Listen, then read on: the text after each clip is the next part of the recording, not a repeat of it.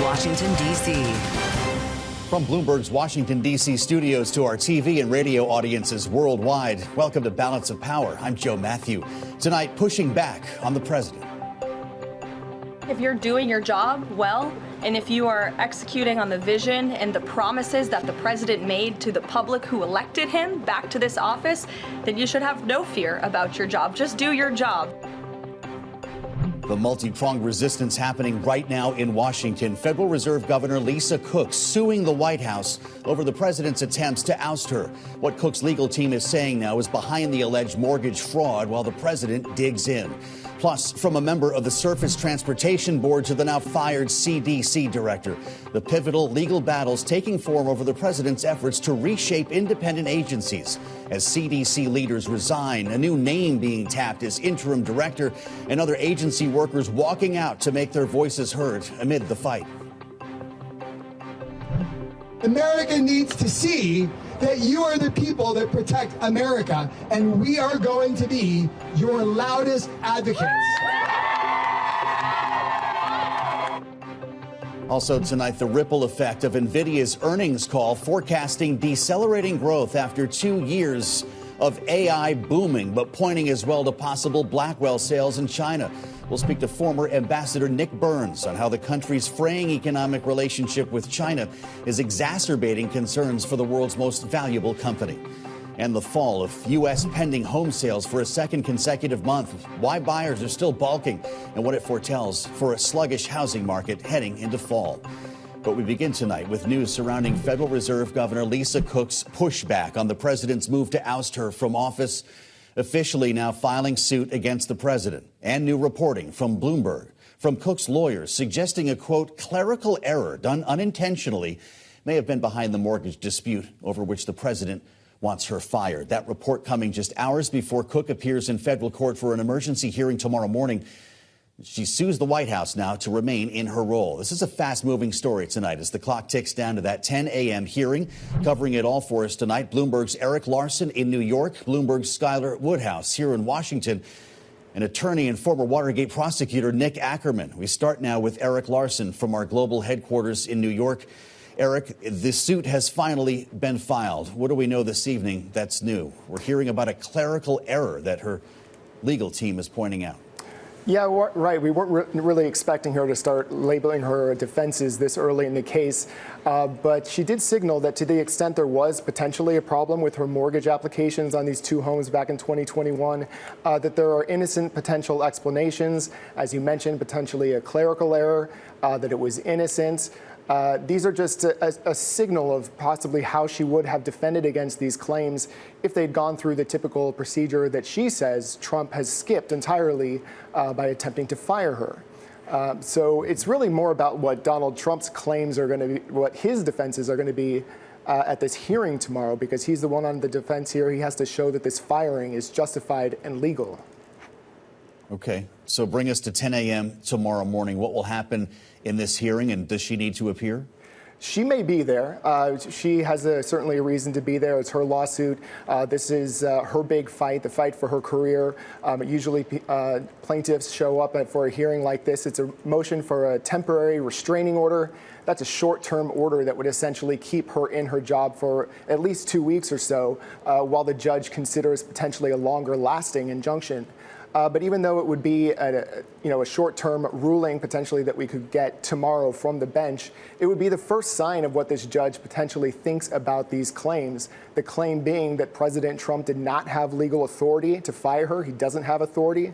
He doesn't have legal cause to fire her under the Federal Reserve Act, and that he didn't follow the typical procedures that should have been done, like giving notice of the allegations and having an administrative hearing instead of just firing her over a social media post. Well, we'll find out a lot more tomorrow with the help of Bloomberg's Erik Larson. Thank you, Erik, for setting us up. The battle over the Federal Reserve coming here as another fight over the CDC takes place in real time, with a new report now from the Washington Post as we came to air saying Jim O'Neill, a top RFK Jr. HHS deputy, close associate of Peter Thiel, has been chosen to be the interim director at the CDC. Joining us now for more, Skylar Woodhouse with us on set covering the White House beat for us tonight. Skylar, this is a really interesting development, and I know it happened even since we just came in the studio here, but the firing of the CDC director followed by a series of resignations and now a big walkout by members of the agency tells us what about the way this story is going to unfold?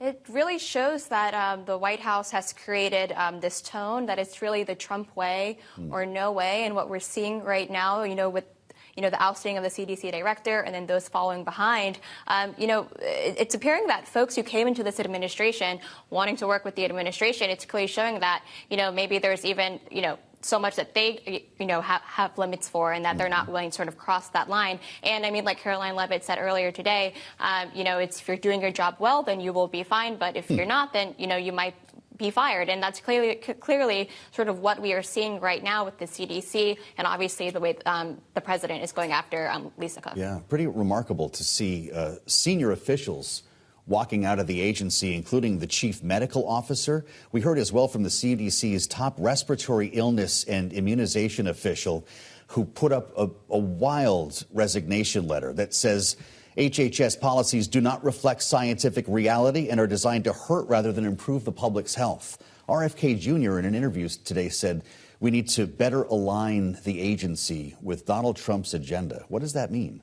Well, I think, what we have seen from Health Secretary, vaccine skeptic, and this comes at a time where we've seen a lot of policy changes sort of happening right now around vaccines, and they're really leaning into this MAHA, the Make America Healthy Again agenda, as they, and so it's creating some tension right now between, what the administration is looking to do and those who are working there, whether they're newly appointed, Trump folks who came in January or career officials. There's, a lot of tension right now as they try and get those policies across the finish line. Well, this is a remarkable moment, and we appreciate the help, as always. Bloomberg's Skylar Woodhouse. Thank you, Skylar.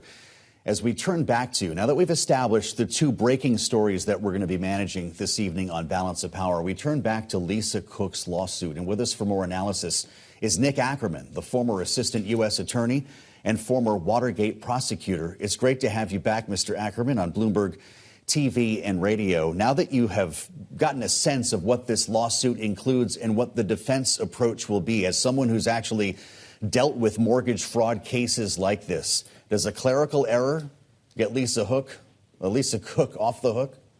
It may very well, because you have to show fraudulent intent to get a conviction on a mortgage fraud case. And if you can't show that if this was just a mistake, if they haven't gone back, which I'm sure they have not done, and talked to the people at the banks who actually accepted those forms, find out what the circumstances were as to who checked off what, who did what, at what point did Lisa Cook sign these mortgage applications. If they haven't done their homework, I think they're in big trouble here, because it's very difficult to bring a mortgage fraud case like this unless you've lined up all of your evidence and you can block out any kind of mistake defense at all. And I just don't see that they've done that. They've just shot from the hip. They've got a person looking at this, trying to find something that might show somehow that there was a misstatement. And that's the best they can do at this point. So I don't see them doing anything at this hearing tomorrow for a temporary restraining order. I think they have to really kind of go with what's there, and what's there isn't much. Let's talk about cause. Earlier today on Bloomberg, Scott Alvarez, the former Federal Reserve General Counsel, got into this and discussed how the courts will likely look at this case. Take a listen. We'll have you respond.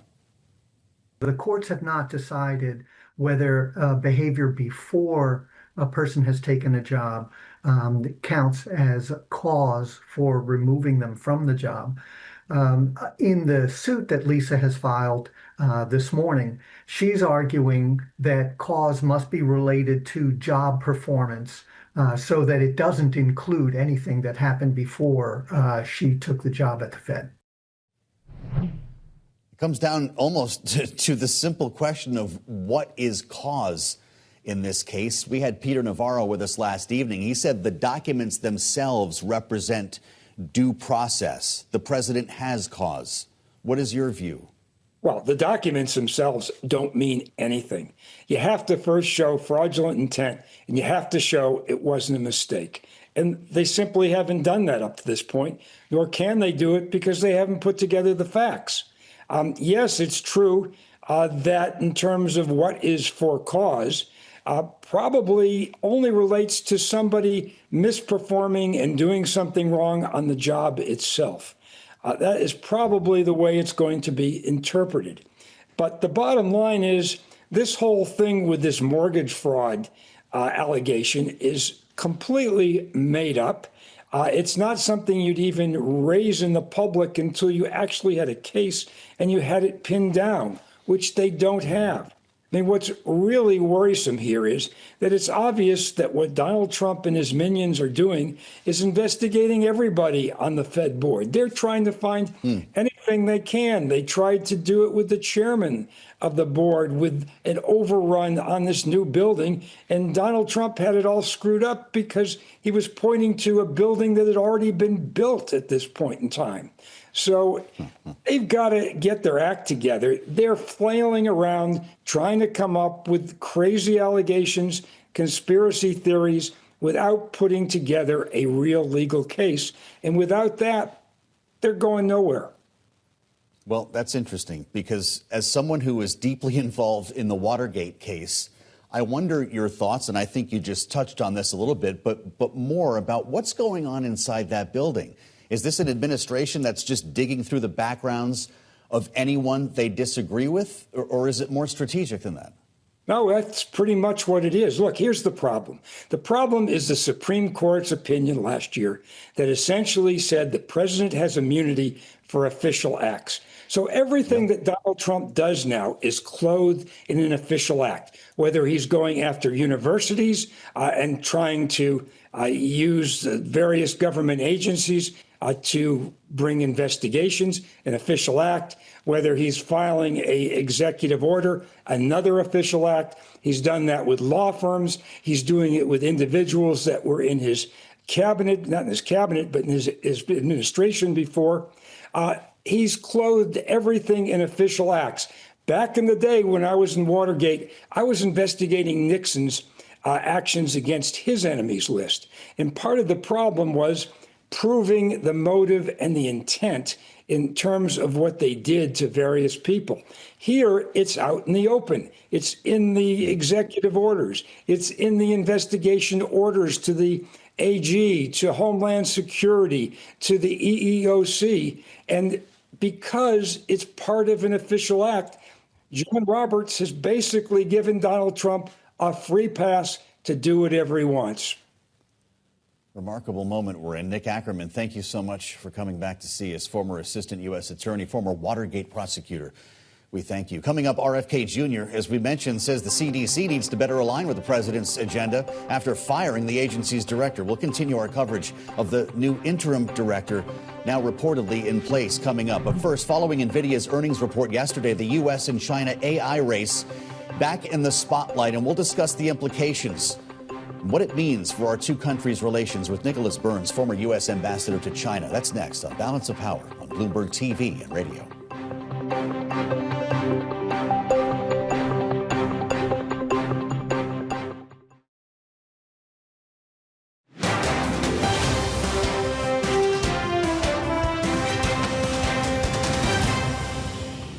AI over the last few years has certainly caught the imagination of everybody. Huge promise, but also huge risks. Our expectations are just somewhat elevated, and it needs a digestion period. Longer term, we're still bullish on technology. We're still bullish on the AI theme. I think the boom just started. The godfather of AI, Jensen Nvidia, continue to dominate this, and I think this is just a further validation. Tech stocks go higher. I'm not worried about Nvidia's valuation. If you look at what's driving the market, and is it a very small group of companies? Absolutely. That's very concerning. It's Balance of Power on Bloomberg TV and radio. I'm Joe Matthew with insights there from analysts this morning on Bloomberg Surveillance. On the market reaction to yesterday's earnings report from Nvidia, which raised some concerns with its forecast. Nvidia also going out of its way now to address an unconventional plan by the Trump administration to take a 15% cut of Nvidia's AI chip sales to China. We got into this last night as the report was unfolding. Today, the company's CFO following up on Bloomberg to say it would not adhere to that plan unless it sees a, quote, true regulatory document. For a closer look, we bring in Power Moves now with Bloomberg's Romaine Bostick live from World Headquarters in New York. A lot to cover here out of this report, Romaine, and the stock barely budged. Yeah, absolutely. It was kind of an interesting reaction because there was decelerating growth, and that was more of a holistic story, but everybody was really focusing on the company's comments here about its ability to sell its advanced chips to China and, quite frankly, to other parts of the world. Right now, they seem to be hamstrung. There is some concern about whether the Trump administration will allow that, and to be sure, whether the Xi Jinping administration would allow that on its end. And then, of course, you also heard from the CFO, Colette Kress, talking about this agreement that Trump had announced earlier this month that if they did allow Nvidia to sell those chips, the U.S. government would take a 15% cut of any revenue. Now, that does not appear to have been a done deal, and that did cause some concern amongst investors. The shares did drop as much as 3% early in the session, but a lot of folks came in and started buying the dip. As you played with some of those voices a little bit earlier, that long-term growth story, at least in the eyes of investors, is still there. But there is still political risk, Joe. And I do just want to turn your attention to two stories developing here in the after hours with Caterpillar and with Gap. Gap just reported earnings, and it articulated that it is going to see a meaningful hit to its operating margins and its gross margins going forward because of tariffs. Caterpillar, which reported earnings 3 weeks ago and was not quite able to articulate how much tariffs would hurt, now today saying that it has put a number on that, saying it will be in a range of about $1.5 billion to $2 billion on the margin side. Though we should point out, they say this won't impact their sales outlook itself. But in terms of profitability, there is a big concern here about some of these policies and the impact it would have. Wow, those are some big moves after hours. Romaine, thank you so much. We'll be talking about this again tomorrow, I'm sure. Bloomberg's Romaine Bostick in New York. Joining us now as we widen the lens on this whole story involving Nvidia export controls and on a greater scale, U.S.-China relations, is Nicholas Burns, the former U.S. ambassador to China in the Biden administration, professor at Harvard's Belfer Center. Mr. Ambassador, welcome back to Bloomberg TV and radio. It's great to have you. Thank you. It seems all roads lead to China. We're talking about Nvidia or new tariffs on India. So let's start where we're already talking, and that's export controls and this idea of Nvidia opening once again a new market in China. There's even reporting today that Nvidia is talking about a Blackwell chip that might be available, scaled down version for the China market, but there's still no deal. And from what we understand, no licenses to begin reselling these AI chips in China. Will it happen? This is going to be a consequential decision for the Trump administration. U.S. policy for several years now, for 3 years, has been to deny to China those dual-use exports like advanced chips for AI purposes that might then help the People's Liberation Army to outcompete the United States military in this ferocious competition for military technology power that's underway and that will in many ways define the relationship. And you saw when President Trump permitted the sale of the Nvidia and H20 chip, the Chinese government turned around and said that they had problems, even that they might not give authority to Chinese companies to purchase the chips because they suspected these chips could be problematic for them. And so now you have a second decision coming up by the Trump administration. I certainly hope that the Trump administration will be as tough-minded as President Biden was. Deny this technology to China, because it's far more important that the United States weaken the People's Liberation Army and not strengthen it by allowing the sale of an advanced chip.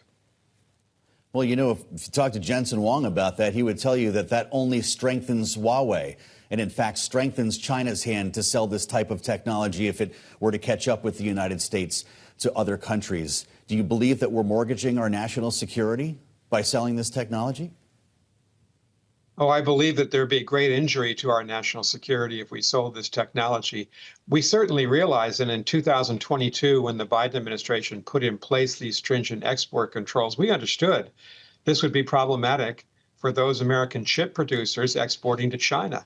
But there's something more important at stake here: the national security of the United States, the balance of military power between China and the United States. And while certainly the Chinese have gone a long way towards innovating now around these export controls. We were never under any illusion they would stop progress, technological progress in China, but we would delay progress, and that has happened. So I think President Biden's initial decision nearly 3 years ago now was correct. And it's very important the Trump administration hold the line. I think you'll hear that from many members of Congress in both political parties, by the way. Yeah, you'll hear from them right here on this program, I'm sure, as we consider what some would describe as an economic Cold War here, or at least a trade war with China. The prospect of pushing India closer to China has been on the table this week, with now a 50% tariff that the U.S. has put on India. Half of that was added as punishment for India buying Russian oil, Ambassador. I talked about this last evening with Peter Navarro, the White House Senior Counselor for Trade and Manufacturing. He made a lot of news, not only here but in Delhi today, with his answer. What he said about India's Prime Minister Modi and his culpability regarding Russia's war in Ukraine. Let's listen. Everybody in America loses because of what India is doing. The consumers and businesses and everything lose, and workers lose because India's high tariffs cost us jobs and factories and income and higher wages. And then the taxpayers lose because we got to fund Modi's war. Modi's war was the headline on the front page of every major newspaper this morning in India, and it led all of their newscasts when he said that last evening. It was considered an insult and framed to be inaccurate. What do you make of this rhetoric coming from the White House? I think it's unfortunate. I also think it just doesn't make a lot of sense if you look at the history of the U.S.-India relationship. You know, we have this historic competition with China underway, really for which of us is going to be the strongest country in the Indo-Pacific and in the world in the future. India has been now for 25 years one of the key strategic partners of the United States. Every American president, starting with President Bill Clinton, Democrat and Republican, has believed, and this includes President Trump in his first term, that we've got to get along with India. We've got to strengthen our military partnership because that strengthens our ability to leverage China and to make sure that China is hemmed in its territorial ambitions on the India-China border in the Himalayas, but also in places like the South and East China Sea. So I understand that the Trump administration believes in this policy of high tariffs, but when you exact these high tariffs on India, Japan, South Korea, the European Union, you're weakening our natural coalition of countries that want to be with us in terms of going up against the Chinese and limiting their power. But it's difficult to do when you've got 50% American tariffs on Indian products coming into the United States. Yeah. Every country has domestic politics. Every leader. Well, just like that, President Trump and Prime Minister Modi have domestic politics. It's already happening. We're reporting that in March, Beijing began quiet outreach to India. President Xi wrote a letter to test the waters on improving ties. I have less than a minute, and I don't want to cut you off, Ambassador, but where does this end with this letter? Well, you know, there's going to be an historic meeting between President Xi Jinping and Prime Minister Modi on September 3rd in Beijing. And this is a step backwards, a major step backwards for the United States, because we had since the end of the 90s, a long time ago, we've established this true partnership with India, and now it's at risk because of this misguided tariff policy by the Trump administration. There you have it from Nicholas Burns, the former U.S. ambassador to China and the Biden administration. Ambassador, thank you for your insights. I'm Joe Matthew in Washington. On Balance of Power, this is Bloomberg TV and Radio.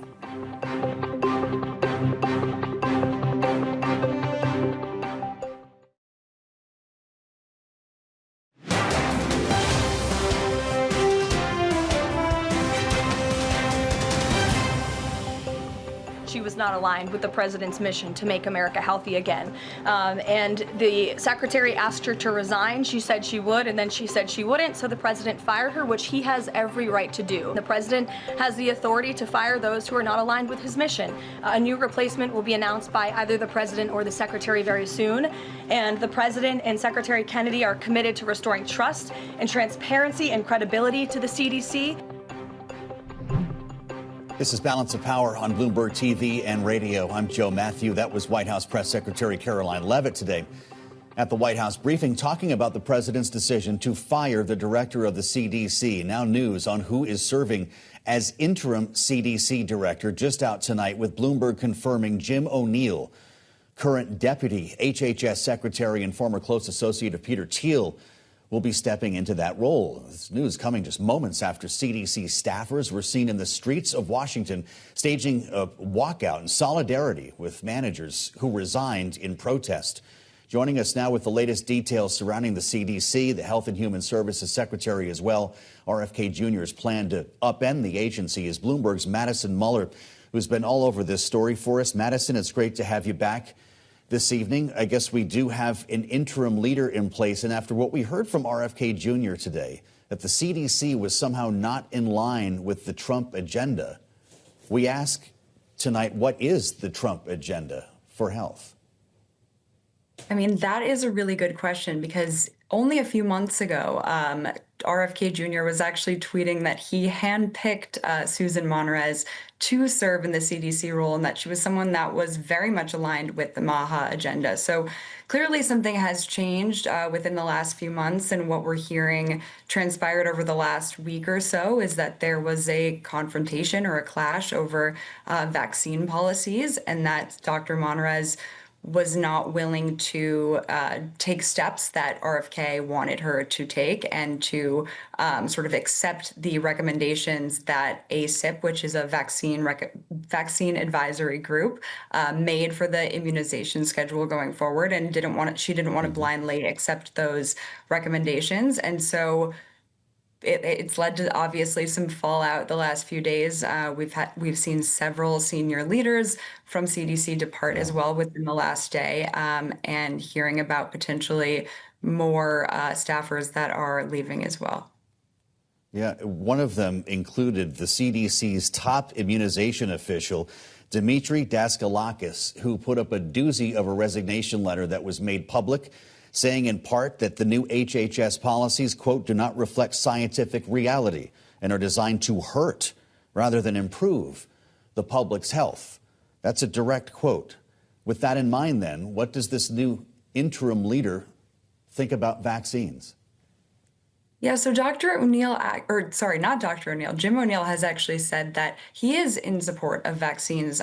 There was a confirmation hearing for him to become deputy HHS secretary a couple of months ago. And during that hearing, he said that he was very much in favor of vaccines and thought that they were an important part of the human health story. And so it remains to be seen what he will do and sort of what policies he'll impart in this role. I mean, he is going to be acting CDC director, which means, I mean, again, we were speaking about this yesterday, CDC director is now a Senate confirmed role. So he would have to go through a Senate confirmation process to be CDC director. And as of right now, he's just acting CDC director. So there might be someone else that ends up coming into this role. But as of right now, that's what we're hearing. That's who we're hearing is going to be taking the helm. Understood. Bloomberg's Madison Muller with the very latest on this. Madison, thank you again. Joining us now for more insights here, Dr. Nahid Bhadelia, founding director of Boston University's Center on Emerging Infectious Diseases. She also served as a senior policy advisor for the global COVID-19 response for the White House from 2022 to 2023. Doctor, I want to welcome you to Bloomberg. It's great to have you here this evening. There's been a lot of talk about credibility at the Federal Reserve and some other independent agencies here in Washington that have endured pressure from this administration, if not outright firings. In this case, at the CDC, what is going on in that building, and what will it mean for the credibility of this agency? Yeah, Joe, I mean, I think yesterday and the last 2 days' events come in the setting of a whole series of things that have destabilized science and federal public health infrastructure here in the U.S., right? 25% of the employees at the CDC were gutted. Entire divisions have been removed. Most recently, we heard that Food Safety Division was removed, which makes no sense because I believe one of the major tenets of MAHA is safe, nutritious food. And now we're seeing, and then you also see entire cuts to budgets, to science. My concern is, in the setting of the firing, and what we're seeing in the resignation letter, that there's a pressure that the political office of the HHS secretary is influencing health policy and then trying to backstop policy decisions with science that doesn't exist, or what science can't back up, that itself, hearing that, is going to lead to just not just distress among the public, but potentially a shadow of doubt among health professionals who are responsible for carrying out that policy. Which could be pretty dangerous. What do all of these departures mean? It's not just the CDC director. There were a handful of major resignations by CDC leaders today as well. What kind of brain drain will this bring to the agency? Yeah, this is the latest and really a deep cut. Dr. Decelerating and I actually worked at the White House together. He was the deputy director of the MPOX response while I was with the White House COVID response team. And he's an incredible long-term public health advocate, but also somebody, as you said, brings this institutional memory. We're losing decades, additively centuries of experience from our public health agencies, not just at CDC, but also at the FDA and the NIH that we've seen in terms of layoffs, the reassignments.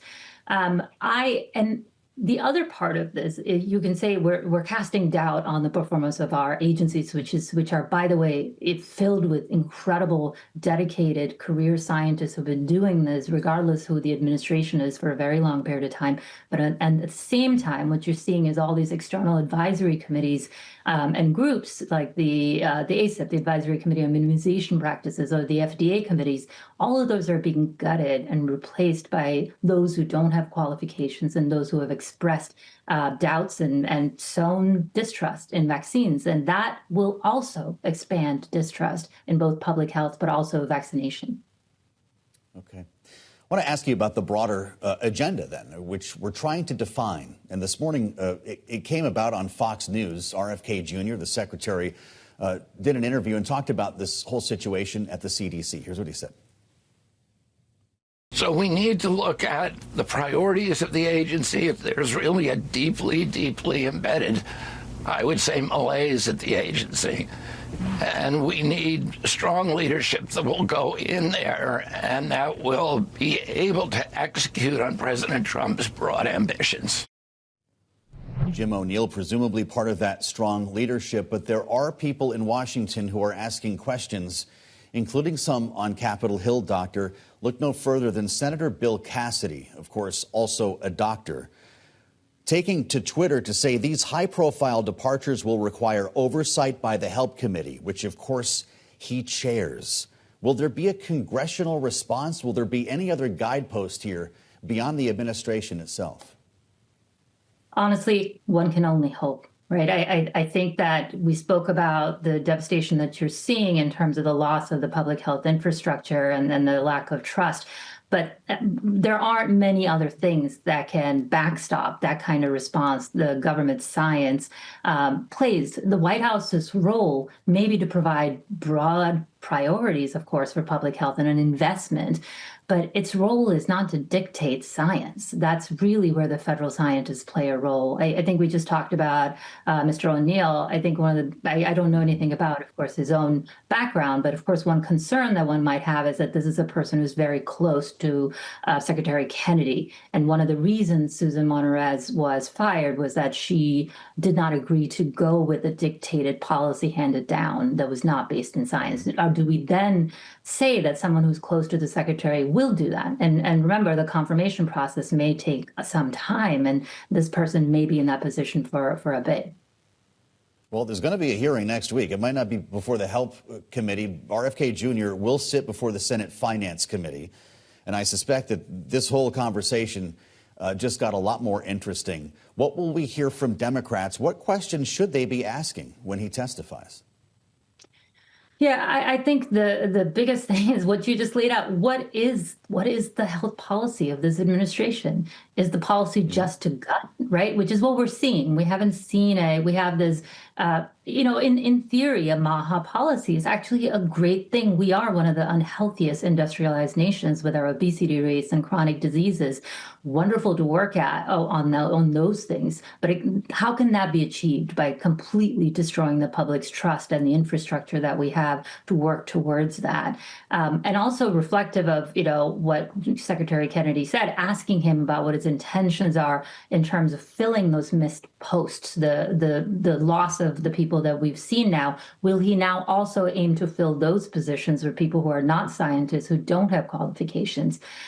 He's responsible for the nation's health. And Jim, I got to say, I've been around enough that I hear that commercial that says if you go to Meineke, you get a muffler. What do we expect? We selected an anti-vaccine advocate, and this is exactly what we're getting, which is the main policy of this HHS seems to be to limit the access of vaccines for the American public. Doctor, it's been great to have you. Dr. Nahid Bhadelia, former senior policy advisor for the global COVID-19 response at the White House in 22 and 23. We thank you for the insights. Coming up, pending home sales falling for a second month in July as potential buyers balk at still elevated prices and borrowing costs. We'll have details. And President Trump says he's considering a midterm Republican convention to rally support for the GOP ahead of the elections. We'll discuss implications with our political panel next. This is Balance of Power on Bloomberg TV and radio.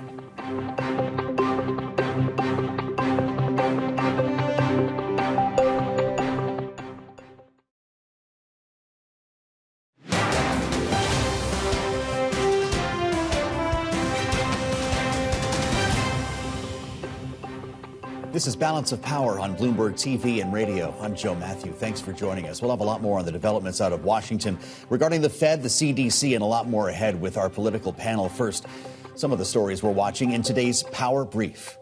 While the president threatened substantial tariffs on countries that impose digital services taxes earlier this week, Bloomberg now reports Meta CEO Mark Zuckerberg met with Donald Trump late last week to discuss the threat of these taxes in countries like France, Italy, and the UK. It's not the first time the Facebook co-founder has sought to exert his influence on the White House. Zuckerberg has increased his presence in D.C. as of late, purchasing 2 homes right near the Naval Observatory and bringing several Trump allies into his company and board of directors. Pending sales of existing homes in the U.S. fell for a second consecutive month in July as potential buyers balked at still elevated prices, borrowing costs, consistent with a sluggish housing market.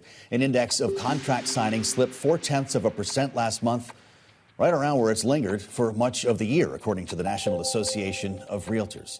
Despite some improvement in inventory and housing affordability, interest rates, of course, remain high, double what they were at the year-end 2021, leaving buyers hesitant, making for some of the lowest home sales since 2011. And the president is now floating the idea of something not seen since the mid-1980s, a pre-midterm Republican National Convention, posting on Truth Social earlier today that, quote, based on the great success we are having, we are poised to win big in the midterms, unquote. We should note the president's posts came one day after Axios reported senior Democratic officials were considering the same as they try to ramp up their bid to take back control of Congress. Joining us now with their reaction to this story and a lot more today, this evening's political panel, Republican strategist Matt Gorman is with us, Executive Vice President at Targeted Victory, and Democratic strategist Arshie Siddiqui, founder, CEO of Bellwether Government Affairs. It's great to have both of you with us. Thanks for being part of our conversation. Matt, I'll start with you as our Republican. Does the RNC really need another RNC? I mean, it was good seeing you out in Milwaukee a couple last year, Joe. So why not? I think, yeah. No, look, I think it's actually pretty smart. Look, it draws attention to your party in advance. It also, look, what has been the biggest problem for Republicans in off-year elections in the Trump era? It's getting our base out. So if they're tuned in, they're engaged, I think that's very helpful. One other thing, too, is in the Trump era, it's very top-down. So unlike Democrats who might not want Zohran Mamdani and Joe Manchin in the same place, we don't mind having Trump and some of our swing people in the same place. I think it makes sense strategically, too. Well, I'm sure Kid Rock will have a piece of that action. I have to ask you, Arshie, about the big, beautiful bill. When we consider the midterms and the way that that's playing around the country, earlier this week during the president's cabinet meeting, President Trump discussed the name of the bill. He's no longer calling great, big, beautiful something. Take a listen. I also proudly signed the largest working class tax cuts in American history. So the bill that I'm not going to use the term great, big, beautiful. That was good for getting it approved, but it's not good for explaining to people what it's all about. It's a massive tax cut for the middle class. It's a massive tax cut for jobs. The issue is, Archie, people are having trouble understanding what is in such a massive piece of legislation. They're also hearing reports about cuts to Medicaid. And so the White House wants to zero in on the things that poll well. How did Democrats answer this? Well, I think clearly it's a rebrand. And so it's a rebrand of a bill. And I think that actually underscores a real issue in terms of the substance. And unfortunately, or fortunately, you can't run away from that in a big policy. So Affordable Care Act, tax subsidies, that's a great example. That those are expiring at the end of the year. But premiums are going to go up starting now. Folks are going to start getting notices because they're being negotiated now. So that was a concerted decision not to include that into the package, and they chose not to. They chose to double down on tax cuts for millionaires and billionaires. So these policies are going to start unfolding, and so I think, and we've seen this with tariffs as well, as you know. And this is what we're going to be talking about for the balance of this midterm election cycle, even though we have some contests before we get that far. And of course, lawmakers need to get back to work next week. Matt, they're going to be talking about funding the government. And it is the very big, beautiful bill that we're talking about that's creating the problem. It was followed by a rescissions package as well that basically destroyed trust between Republicans and Democrats on Capitol Hill. Are you going to come back here in 4 weeks when we're talking about a government shutdown? Yeah, I think we might be talking about a government shutdown. I don't think we'll get there. I think Democrats instinctively want to keep the government open, and Republicans, being in power, have every incentive to do that as well. I also wouldn't take off the table another rescissions package. I think, as I understand, the plan is to keep doing the rescissions packages until they can't pass them anymore. And I think they got the first one done. I wouldn't be surprised if they try for another, maybe after they figure out what the funding looks like in the government at the end of the month. But I think we're likely to have another rescissions package as well sometime into the fall. Well, another rescission package would mean what for funding the government, for ever cutting a deal over appropriations? I think it's a poison pill in many ways. I think Democrats will view it as, how can you cut a deal when nobody can stick to the deal? And we've already seen this once. So I think this is a real danger, and I think it is going to forebode some real issues. I think also Republicans really take advantage of this notion that, and Matt's exactly right, Democrats do always want to do the right thing, keep the government open. But at some point, if you can't trust your negotiating partner, then, you know, there have to be consequences at some point. You expect a shutdown? Would Democrats do that without a plan to reopen? No, we're too early for that. I think Democrats are always, I mean, Matt, that's why Matt's right. Democrats will always do what they can to keep things going and for the good of the American people. But I also think that a rescissions package would back them in a corner. And that's never a good thing to do in a negotiation. I have to ask you both about, it's been like a episode of The Apprentice around here today, last 24 hours. Multiple firings that we're talking about coming from the White House. Matt, one of them going through in the form of the CDC director. But the Fed Governor Lisa Cook is not going easily. She filed a lawsuit today, and there are questions about due process. Would it not behoove this White House to wait for the conclusion of an investigation to see if charges were filed, to see if there is wrongdoing? I think what we're seeing right now is a gambit we've seen for much of the Trump administration, right? He is going to push as far as he can, use the courts to try and get 100%. If he gets 60% of what he wants, 30%, it's 30 or 60% more of what he would have had if he didn't go that way.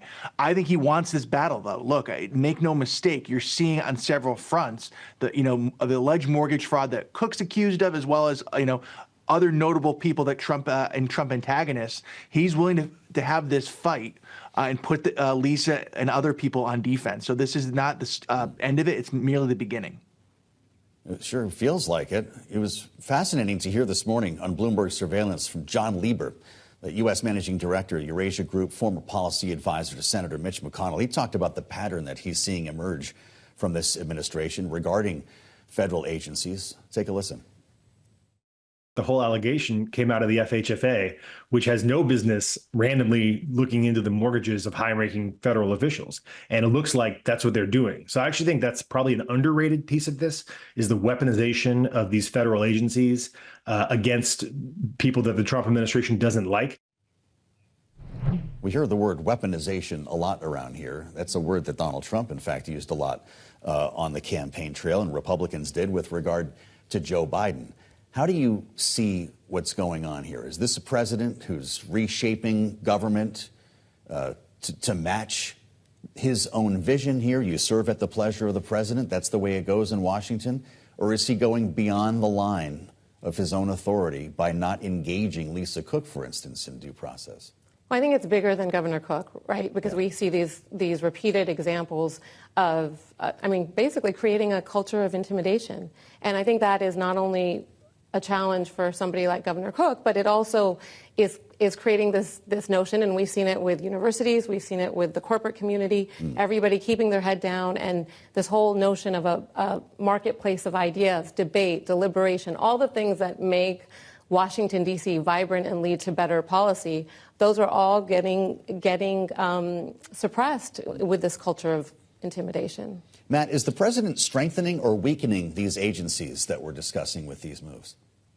He's shaping them in his image. And look, I would be very, very careful, I think, as we talk about due process for those that are opposing Trump. Because, look, the due process could be, let's go and try and get indictments on alleged mortgage fraud in some of these cases, right? I think right now, as far as I know, he is simply trying to remove her from position, not going after what is ostensibly against the law. So I would be very, very careful as people push due process. He might go for due process, but it might not be the one that Lisa Cook and others like.